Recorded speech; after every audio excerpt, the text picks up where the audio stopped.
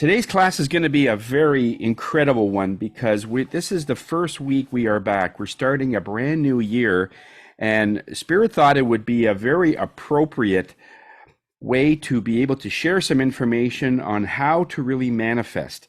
Now, if you recall last week, we talked about reflections of the past. In other words, you're looking into your past, all the things you used to do. Some of the things in your past you probably weren't too crazy about. Some things were very positive, but other things were not so positive. And we gave some examples, like one of the ones that perhaps was a negative thing for you when you looked back at, let's say with this one example we had, where one lady was actually left at the altar. She had her wedding day, and at the last minute, the groom had cold feet. Make a long story short, he never showed up. And so she's waiting at the altar with all the guests, and he ain't coming. And so when she looks back at that, it was a very negative time in that person's life. And yes, from a surface point of view, it would not be the greatest feeling. But when we started looking more about that situation, and this is very, very common, is that when we look at it from a laser beam perspective of something that didn't go so great, we always have this sort of, that really doesn't have a good time in my life. So we label it as such. And those that goes through other things that happened and we don't address it. And over the course of 10, 20, 30 years, let's say, things start mounting and accumulating. And all of a sudden you have many, many things that have sort of a negative hit for you or for the person if you are that way.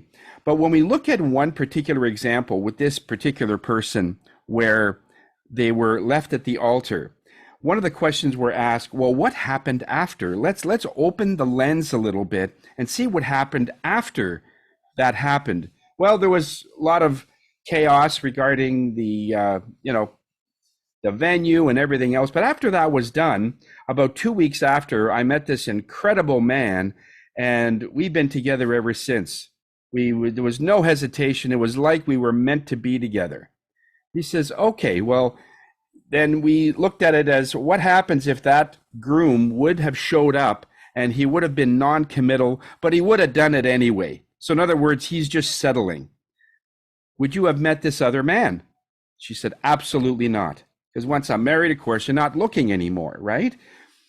And so I said, is there any way we could relabel? And then we were using the example of whiteout. Remember that little bottle of whiteout where we could paint something over? And this event that was looked at as something very negative, that you were left at the altar, and it almost makes you feel like you're not enough or nobody loves you, type of energy. And then we put a whiteout on it.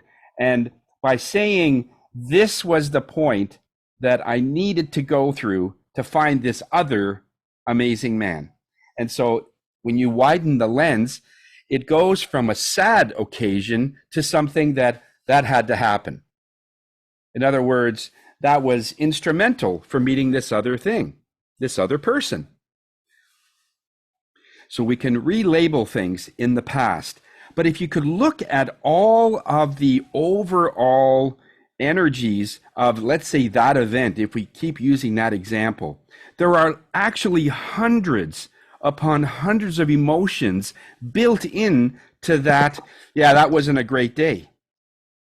Think about it. You know, the anger, the resentment, and there's so much, and then there's some happiness that, okay, maybe it's just as well he didn't show, and this and that. And then all of a sudden there was that elation that you found somebody else. There's literally hundreds of emotions built into that. But all those emotions, when you put them all together, comes to, well, that wasn't such a great day. And I'm going to give you a very good example why we're going into this in this sort of depth, because when we talk about something else, we're going to reapply this. So when we look at what really makes an emotion, something that really we have long-term memory, remember anything that happens, an event, an instance, a situation, when it's coupled with an emotion, has long-term memory.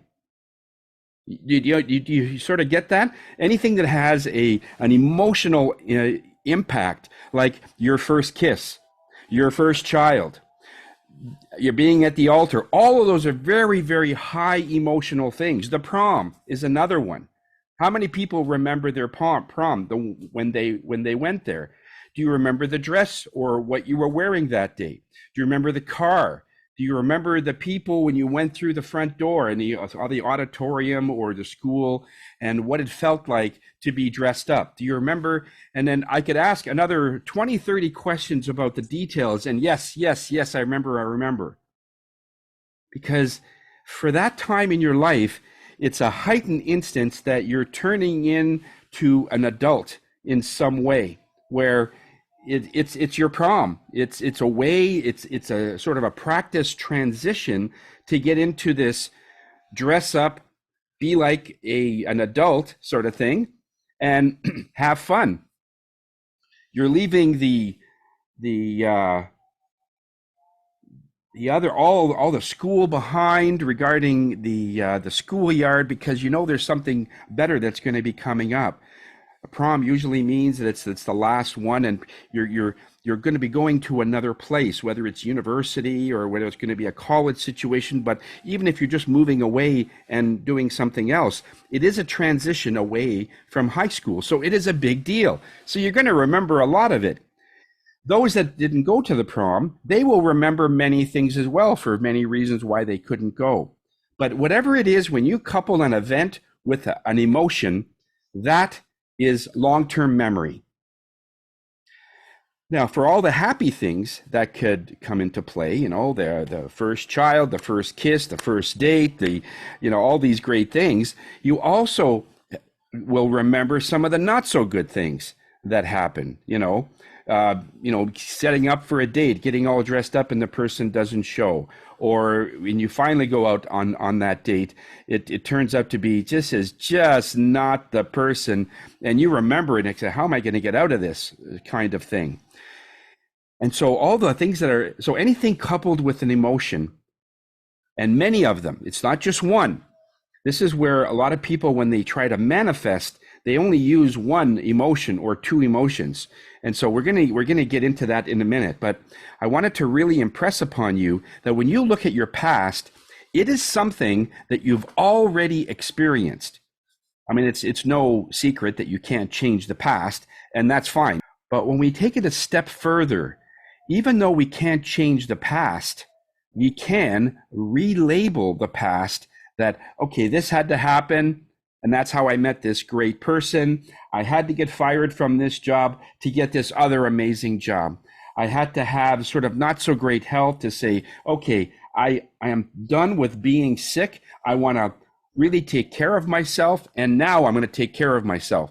So in other words, sometimes when things that are negative that happens, it is the instrumental into the next step that if you really want something, you'll now really establish and focus that you're going to be determined to get there.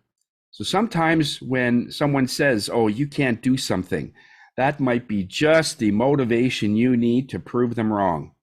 Not that I'm really a fan of proving, but when it comes to just proving it to yourself that you can do this, I am okay with that. And I really don't care if you can prove it to other people. But the fact is that somebody says you can't do something and you say, really? And then you get it done. You feel that that's the catalyst that you need. So when we look at the past that we can't change, it is the future that we can change, obviously. The thing is, when we reflect from the past, it offers us peace. If there's something in your past, it isn't offering you peace, isn't giving you peace. When we look at it from a larger lens and look at all the things of what happened before, not only during, but what happened after.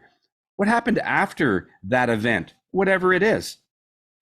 I've had situations where I've had clients that have car accidents, and sometimes very horrific ones where the car was completely demolished and they somehow survived. They were in hospital for a month or two to come out. And all of a sudden, some things had changed. Now, because of that particular accident, their whole path changed in a different direction. And all of a sudden, they're now more involved with community activity. And then they met other people and so on. So when you just look at the car accident, yeah, it's not good. But look at it from a wider, what happened afterwards? When we see, okay, that happened, that happened.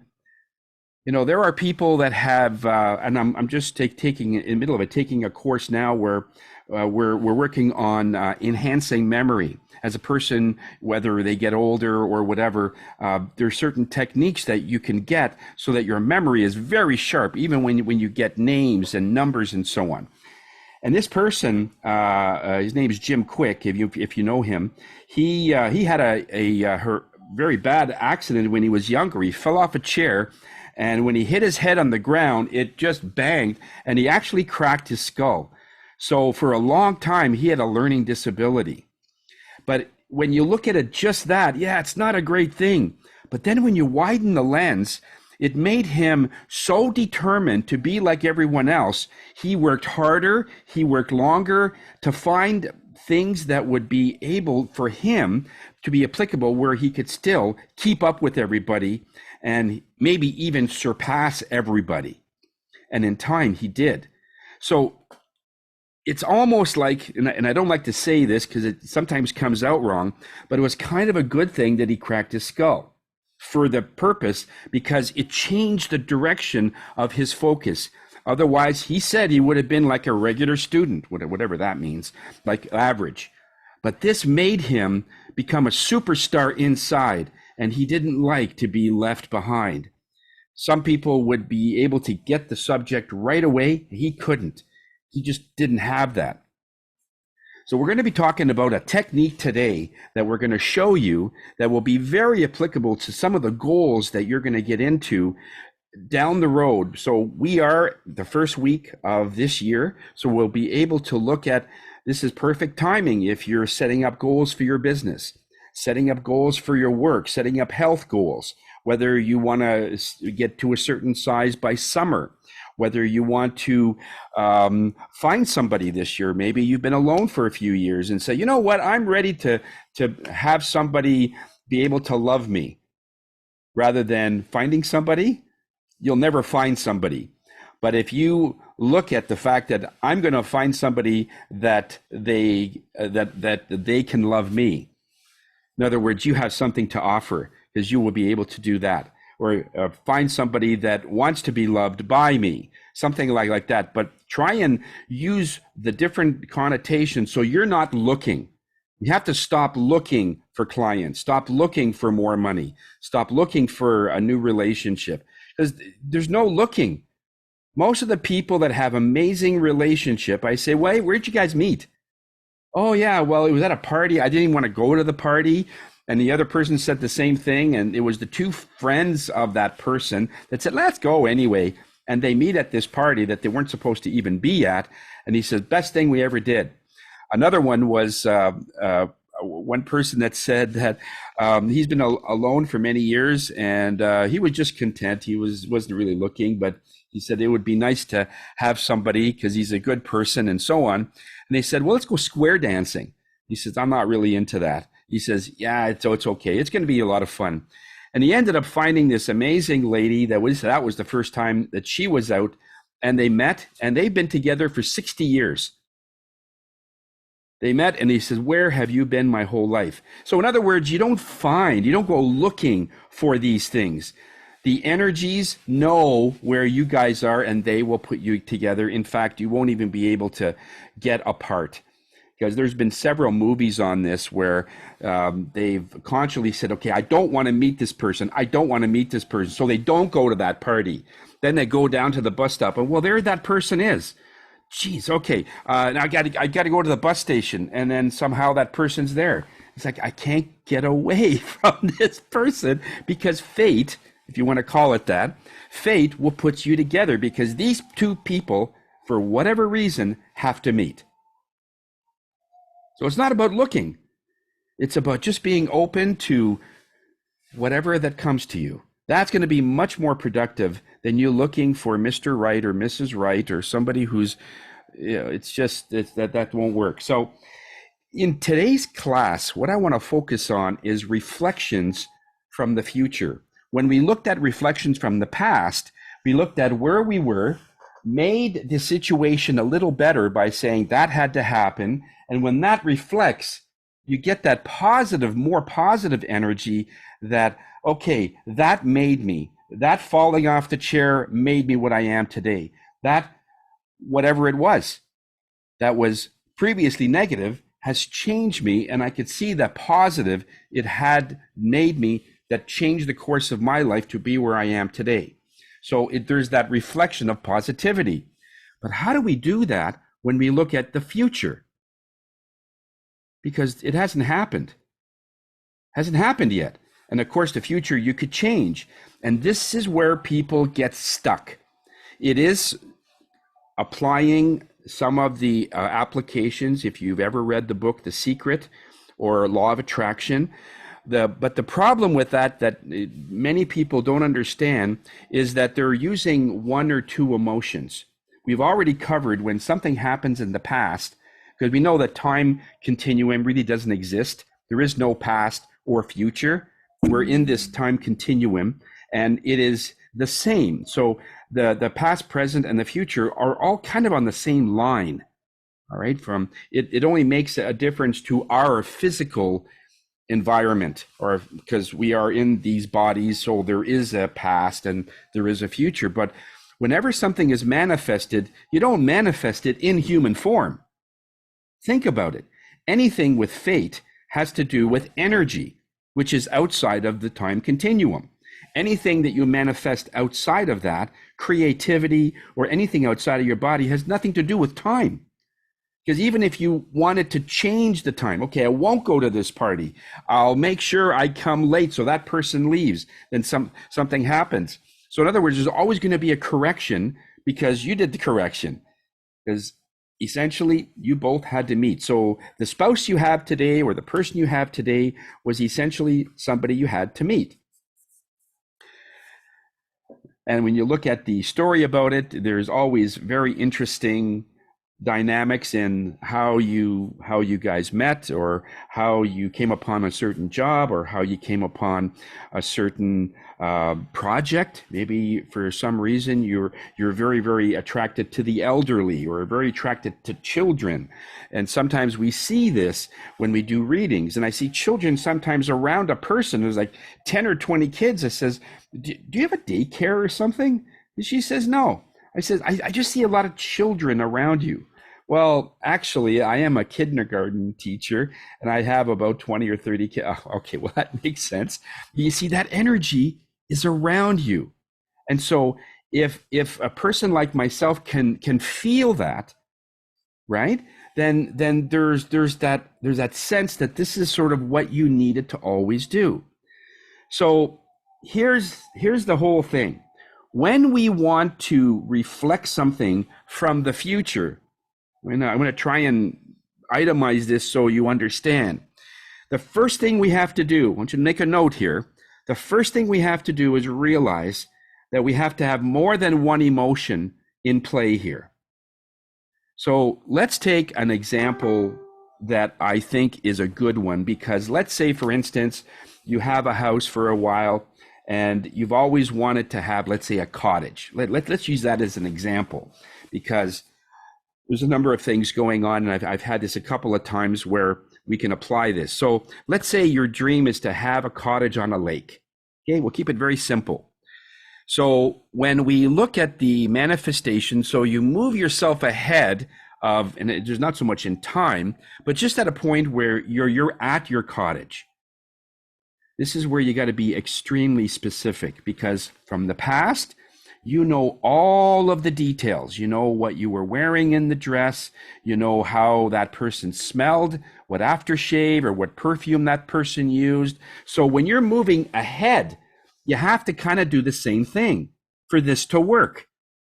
Because the reason you couldn't forget it from the past is because there's so many details. There's so many little snippets of details And that's how we remember. And all of it has some form of emotion. So when we go forward, what does the cottage look like? Is it in the summertime? Is it in the fall? Or are you sitting on an Adirondack chair and you've got colored leaves around you with a book, a little sweater, and there's two or three rocks in front of you. There's a stump on the left-hand side, and I see the water, and I can smell the water as it's splashing up against the rocks. I can hear the dock. I can hear the loons. Do you see where I'm going with this? Okay, lots and lots of details. And what does that mean? When I hear the loons, sometimes I could break out in tears because I love loons. You know, when they're in the morning and there's the fog, and you're just sitting there, and then you hear the loons talking. It's like, it's amazing. And so when you go back and you feel that, you smell that, you hear that, you're right there.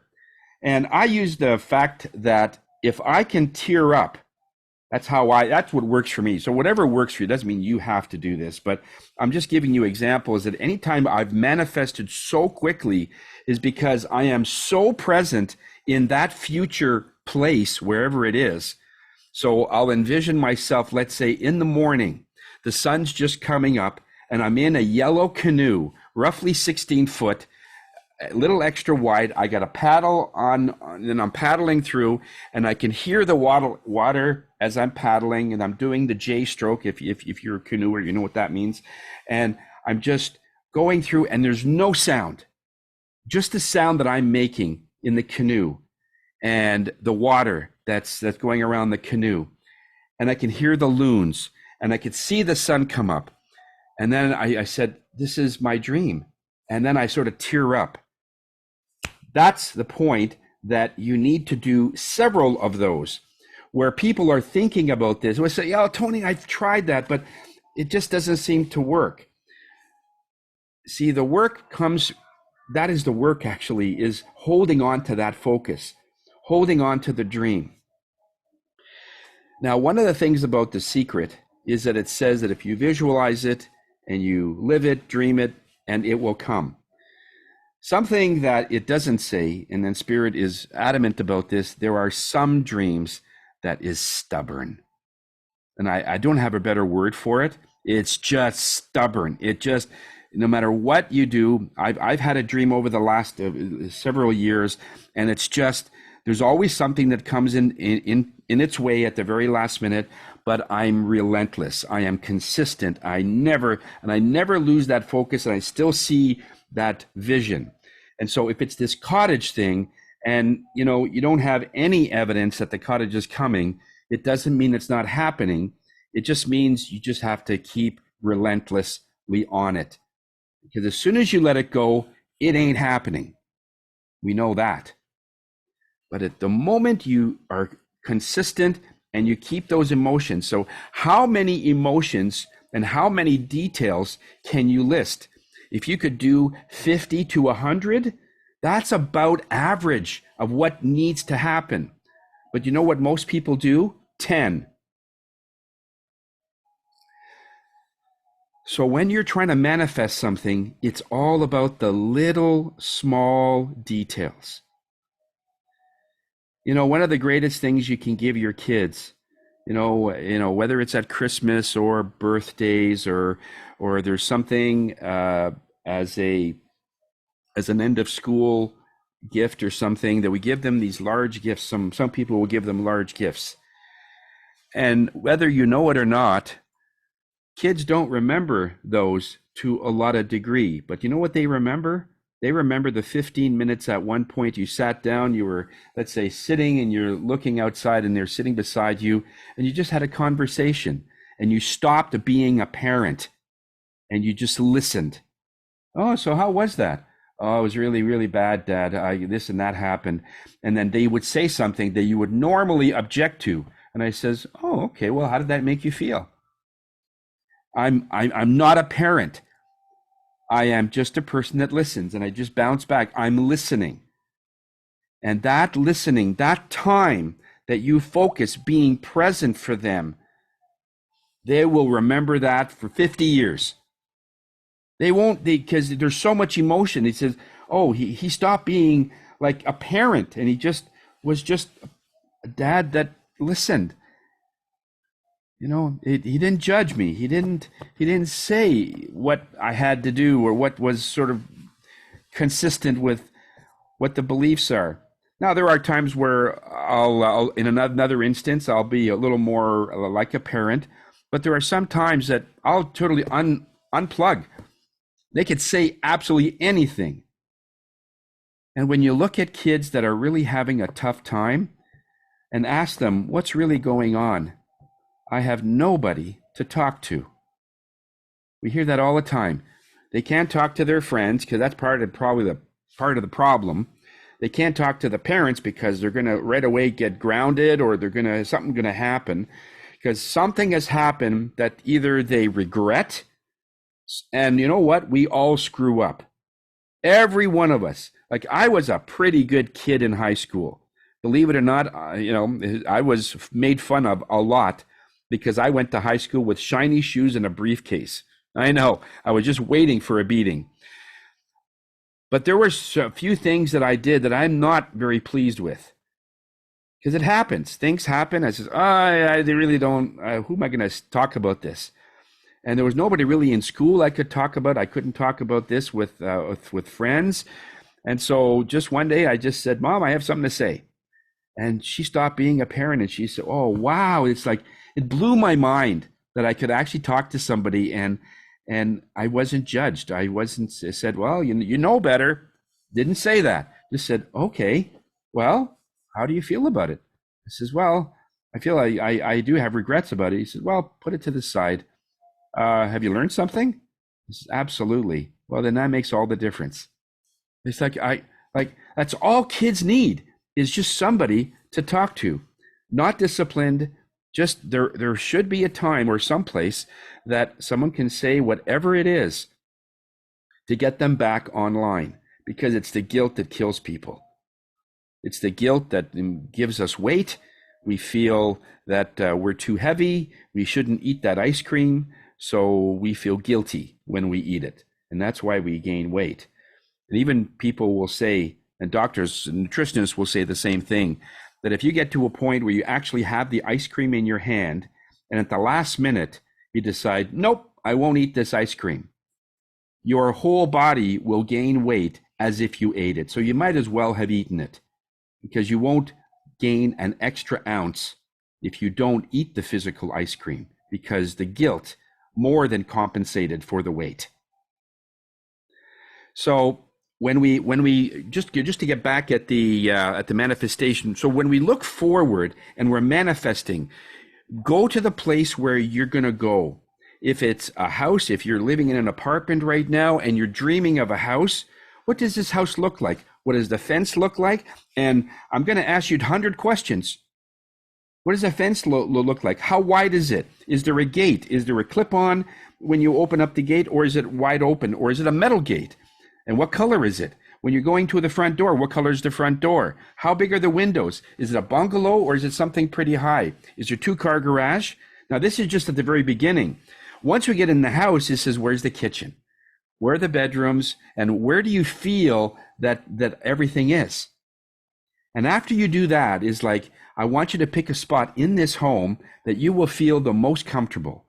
So this is a place where in the morning, while the kids are still asleep and everyone's asleep, you made yourself a tea or a coffee, and you're going to sit somewhere to look out the window and just enjoy the peace. Where is that in this home? Most people that have done this a little bit, they'll tell you within 2 seconds where it is. Oh yeah, well, it's going to be in the kitchen nook. Really? Yes. And what does that look like? Oh, there's this beautiful big picture window, and it's outside. I actually see the trees in the backyard, and there's a couple of bird feeders back there. Really? How big are the bird feeders? What kind of birds are there? And they could tell me. And that is exactly the point. You're living the moment, and every moment you are there that create that emotion, that coffee time, that alone time, you're manifesting that house. And so don't be surprised if in a few years you come to this home and it's like, I've seen this before, but I've never been here. I hear that quite a bit.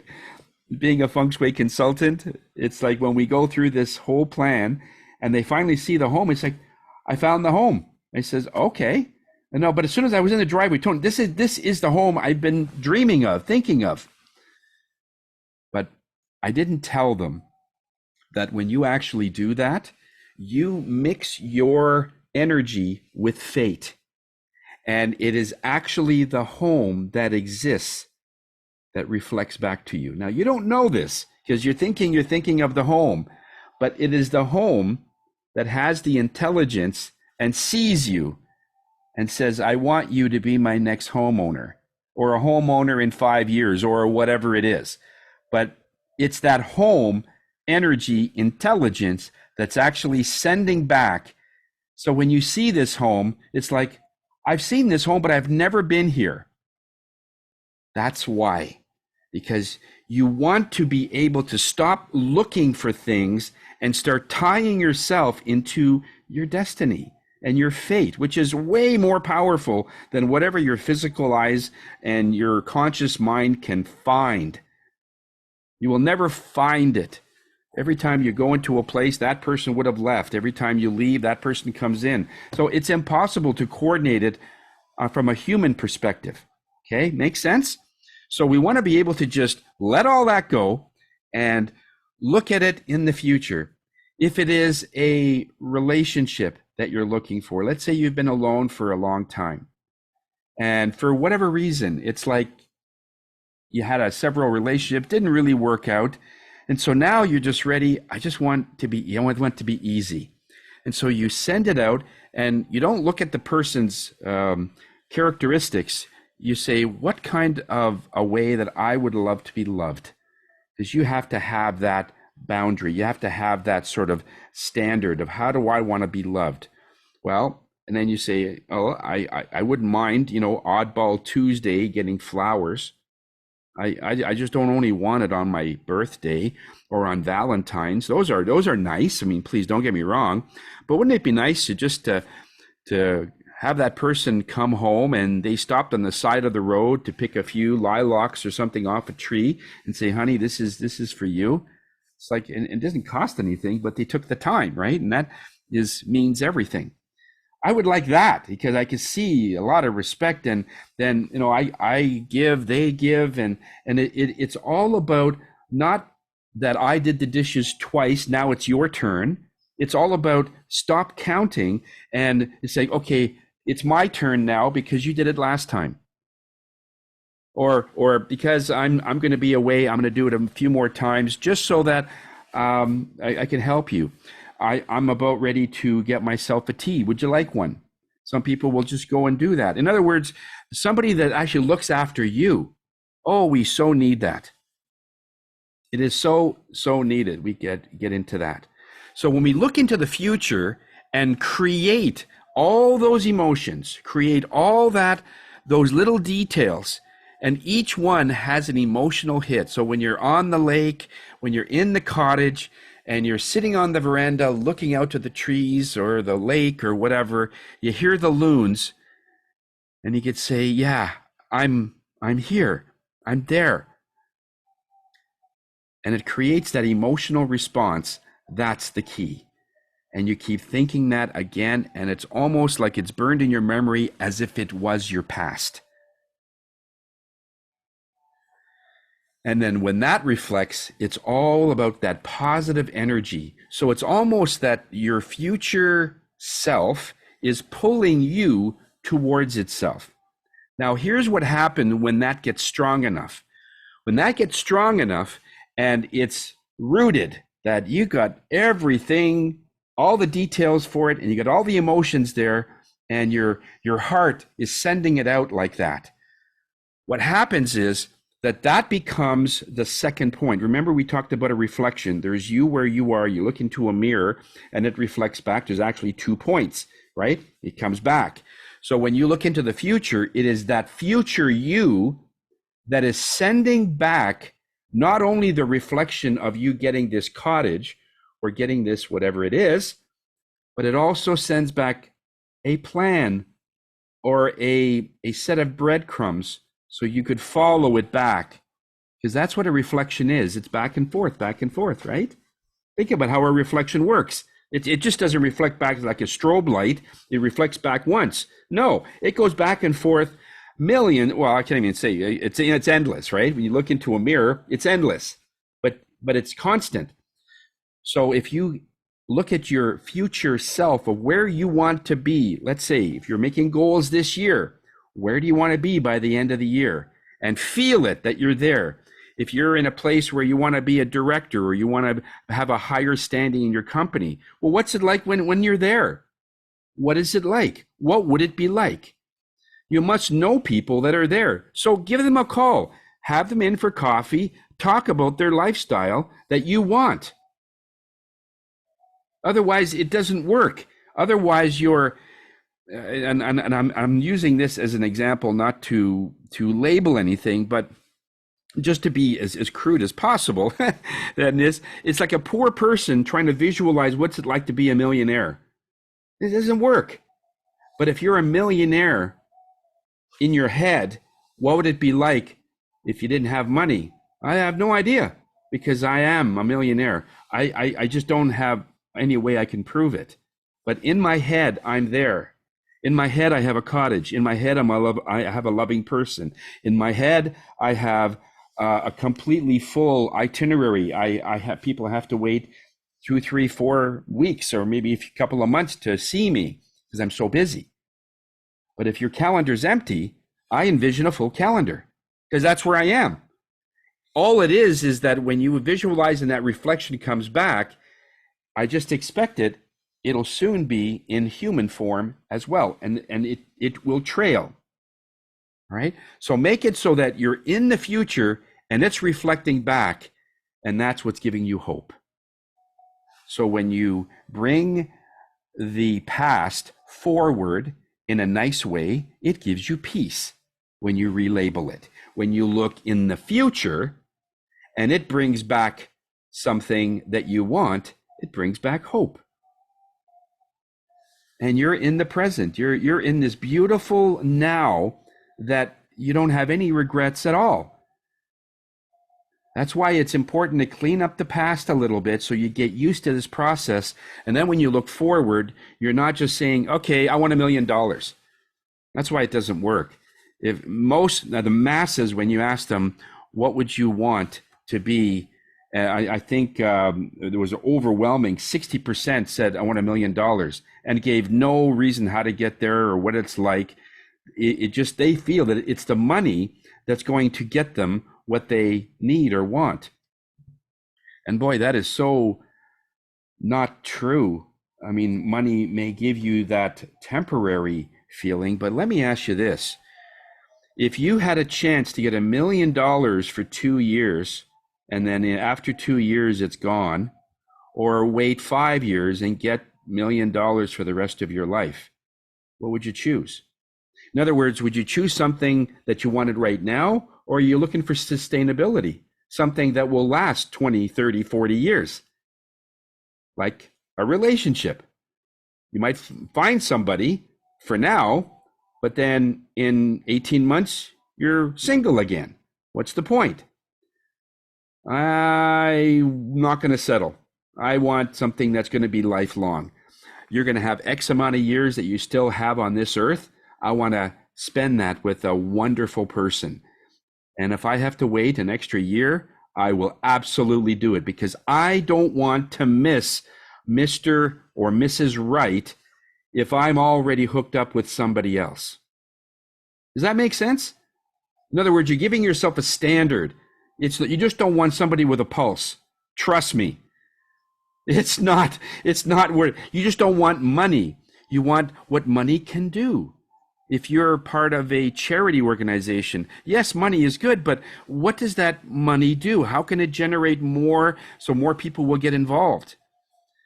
It's not just the one thing you're trying to manifest. It's the whole package. And so it is about sustainability. You want this cottage, if we go back to that example, not just for a year or two, and then you lose it because for whatever reason you couldn't afford it or many other things come into play, that I wanted this for the rest of my life. So maybe my grandkids or my kids can enjoy it afterwards. So it's going to be in the family for many, many generations. And so to do that, that is built into that whole energy, is that this is mine. It's going to be part of my DNA. So that's what I want you to do. So in this meditation, we're going to do this. I want you to sit in a comfortable chair, and I want you to envision your heart. All right? This beautiful, and it's actually 5,000 times stronger than your brain in terms of sending energy or exuding energy, as we talked about. This exuding energy changes the quantum field all around us. So when you're in this meditation, I want you to think about a goal that you would absolutely love. Now, if you want to do it for the end of this year, that's fine. But if it's like a cottage that may take a little more time, you think, or whatever it is, not about time, but if it's something that you really always wanted, I want you to envision it and put yourself forward and start looking at details. And with your heart, I want you to have this beautiful area and to see light around it, this beautiful white, like today's color is white. So see this white light around your heart and have it start to grow, where it starts to grow from your entire chest. And then take a nice deep breath of white light, and then it gets bigger. It fills in your arms, because your arms are part of the heart chakra, because it's part of the hug. Then I want you to take another deep breath in, and then it expands into your entire body from head to toe. So your whole body is white. And then the next breath is you start exuding this energy of what you want. Put yourself forward into this cottage, into a relationship, into whatever it is that you really feel passionate about, that would make your heart sing. And I want you to be there for the next 14 minutes. It'll be about a 14, 15-minute meditation, okay? So, and yeah, we'll just see where that goes, all right? So I just want you to be there, and number one, create some emotion and create loads of details. If you have a pad of paper or a little pen, if you want to write down some of the things that you see, I want you to, or just have it come mentally, but you're looking for details and emotion and what it would be like when you're there. Okay? So we'll see you in about 15 minutes or so. Take a nice deep breath of white light. Get this light built up in your heart like it's a lamp, and just turn up the dimmer switch. And we'll see you in a little bit. Okay.